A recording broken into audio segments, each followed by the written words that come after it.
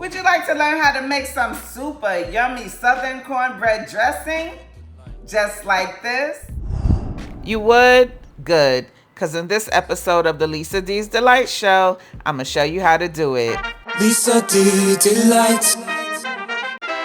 Let's get started with sauteing some veggies. I have my frying pan on medium high and I'm going in with some butter and some olive oil. The butter is for flavor and the olive oil is so that the butter doesn't burn. The exact ingredient list and measurements and such will be in the description box below. Now I added some celery, red onions, multicolored bell peppers, and some fresh rosemary to the pan. My rosemary was in the freezer, that's why it looks like that. After I give the veggies a stir, I'm gonna add in some salad and vegetable seasoning, as well as some fresh flat leaf Italian parsley. That was also in the freezer. Now I'm gonna let those veggies saute for about 5 minutes or so.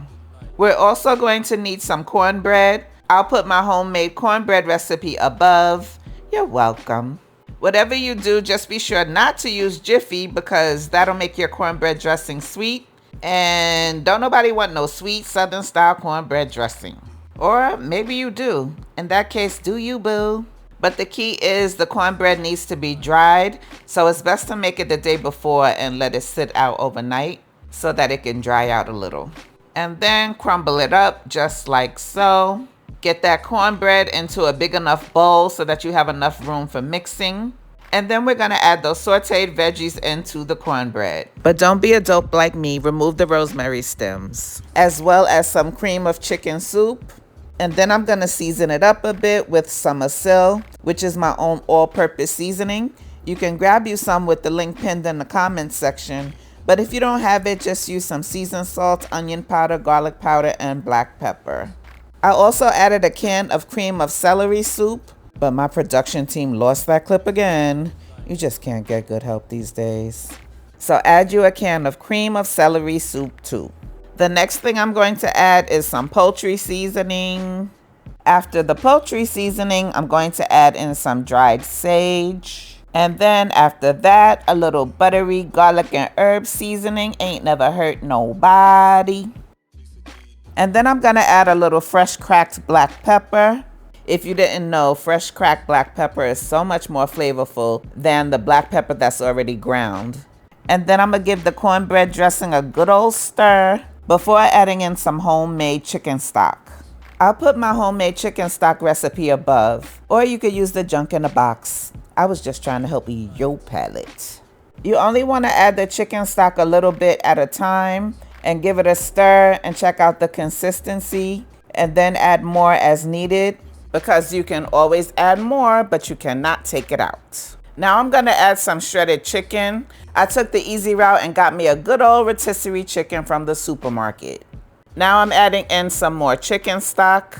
Of course, don't nobody like no dry cornbread dressing, child. But I don't like bread soup either. I like mine right in the middle, not too dry, not too wet. But you just want to keep adding in more stock as needed and then stop once you reach your desired consistency. And no, it doesn't need no eggs. Shut your face. Who told y'all that? Now I have my baking dish all greased up and I'm gonna add in the cornbread dressing. I also have my oven preheated to 350 degrees. And then once I've gotten all of the cornbread dressing placed inside the baking dish, then I'm going to bake the cornbread dressing at 350 uncovered for about 45 to 55 minutes. And then after that, it's done. Lisa D Delight. Got noises in my stomach, so I guess I'm feeling hungry. My God, forever. Won't he do it? Yes, he will, all the time. This cornbread dressing was so dang good. Super flavorful and delicious. You already know your girl was gonna get you right for the holidays, boo. You're welcome. Well, I hope you try and like the recipe. After all, I was just trying to help your palate. God bless you. Bye-bye.